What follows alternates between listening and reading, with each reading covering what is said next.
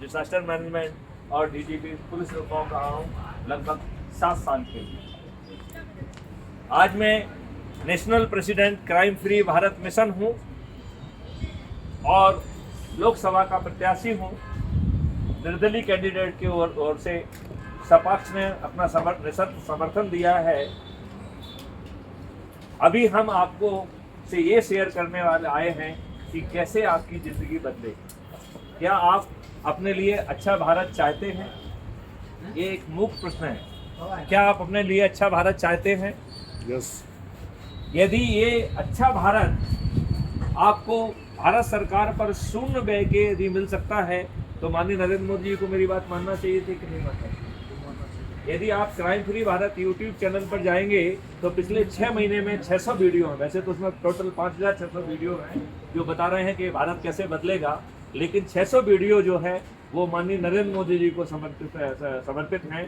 और उसमें हमने नारा दिया था कि यदि आप इसको कर देंगे तो आप तो 400 पार कह रहे हैं, आप 500 पार हो जाएंगे। लेकिन दुर्भाग्य का विषय है कि माननीय नरेंद्र मोदी जी को ये बात समझ में नहीं आई। यदि वो बात क्या थी वो मैं आपको बताऊं। पहली बात है कि हमारे ऊपर अंग्रेजों के वही नियम कानून थोपे हुए हैं जो भारतीय गुलामों को अपमानित करने के लिए, उत्पीड़ित करने के लिए और शोषित करने के लिए बनाए थे। क्या आप लोगों को इस बात का एहसास है कि आप उसी इकोसिस्टम में हैं जो 1857 की क्रांति को कुचलने के लिए बनाए थे? सेठ जी, कुछ ऐसा हल्का सा आभास है कि आप शायद नहीं जानते। जिस पुलिस का मैं मुखिया था वो 1861 के पुलिस एक्ट से गवर्न होती है, जिसके तहत पुलिस आपकी गिरफ्तारी करती है वो 1861 का जो है आईपीसी है, इंडियन पीनल कोड। अभी अमित शाह जी ने उसमें कुछ परिवर्तन किए हैं, परिवर्तन अच्छे हैं, सकारात्मक, लेकिन ऊँट के मुंह में जीरा है, दे आर कॉस्मेटिक। उन्होंने कानून की आत्मा नहीं बदली है, अब कानून की आत्मा बदलने की जरूरत है। प्रशासनिक व्यवस्था कौन सी है? वही जो अंग्रेजों को के हित को साधने के लिए थी, जिसके तहत जनरल डायर ने गोलियां चलाई थी, वही व्यवस्था आपके ऊपर आज भी। हमारी जो प्रशासनिक व्यवस्था है उसके कंडक्ट रूल कौन से हैं? जो गुलामों में बनाए थे, और हमारे राजनेताओं ने उसे और भी खराब कर दिया है। आप ये देखिए 2004 में के बाद जो भी शासकीय कर्मचारी नौकरी में आए हैं, आपको मालूम है उन्हें पेंशन का हक नहीं। और नेता एक बार शपथ लेते हैं तो एक पेंशन, दूसरी बार शपथ लेते हैं तो दूसरी पेंशन, तीसरी बार शपथ लेते हैं तो तीसरी पेंशन। क्या ये सही है? क्या इसमें बदलाव नहीं होना चाहिए? क्या आप मानते हैं कि हम प्रजातंत्र में हैं? प्रजातंत्र की डेफिनेशन है, क्या डेफिनेशन है प्रजातंत्र की? Government of the people, by the people, for the people. प्रजातंत्र कहीं नहीं रह गया, पीपल कहीं नहीं रह गया है। आज क्या है? पार्टी तंत्र है, जिसे कहते हैं government of the party, by the party, for the party. और ये पार्टियां इतनी दुष्ट हैं कि अच्छे लोगों को टिकट नहीं देती। किसको टिकट देती? अनपढ़, गवार, बाहुबली, धनबली और अपराधियों। आपको क्या इस बात का थोड़ा आंकड़ा दिखाते हैं। जो अभी पार्लियामेंट का समापन हो रहा है 2019 से 2024 वाला, इसमें 44% मेंबर ऑफ पार्लियामेंट आपराधिक रिकॉर्ड होते हैं। आपको आइडिया है क्या?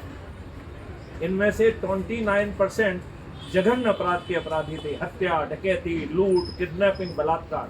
ब्रिजभूषण जैसे, अतीक अहमद जैसे। पिछले 10 सालों में 3 PIL माननीय सुप्रीम कोर्ट में लगाई गई। ये सब बड़ी सुनने की बात है।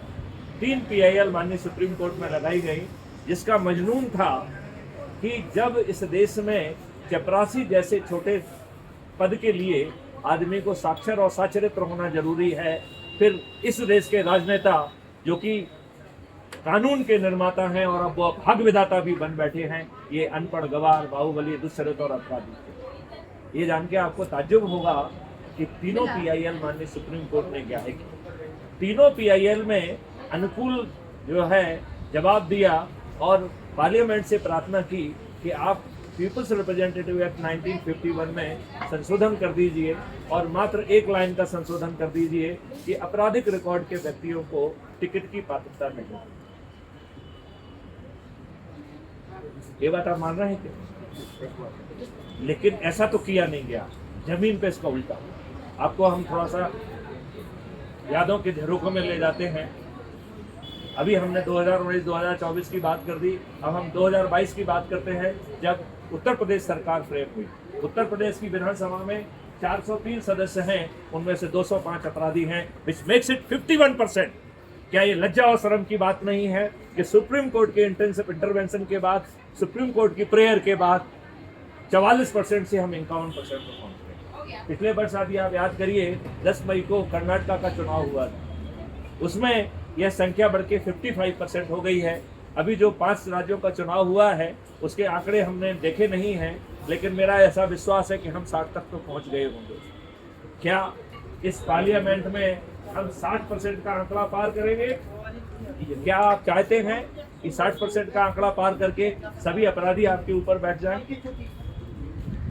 तो क्या आप मैथिली शरण गुप्त, जो कि बिना सरकारी खर्च के इस देश को बदलने का जो ना फार्मूला लेके चल रहा है, क्या आप उसके साथ खड़े हैं? अभी हम आपके यहाँ पे रैली करने वाले हैं। क्या आपके लोग जो है जिनके पास गाड़ी नहीं है वो स्टिकर पकड़ लें हमारा, और जिनके पास गाड़ियाँ हैं वो 15 मिनट के लिए हम यहाँ पे रैली करेंगे। क्या हमारा उत्साहवर्धन करेंगे? क्या हमारे साथ खड़े होंगे? चलिए, जय हिंद, जय भारत, वंदे मातरम।